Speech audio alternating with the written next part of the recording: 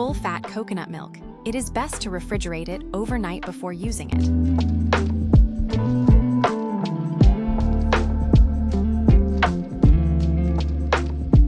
Start by soaking the cashews for a few hours, or with hot boiled water for 20 minutes.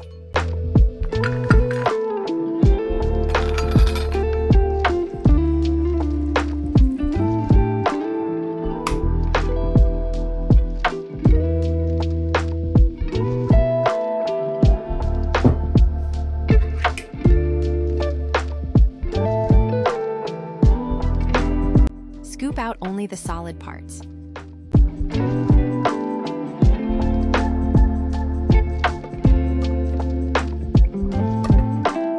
Remove the water from the soaked cashews.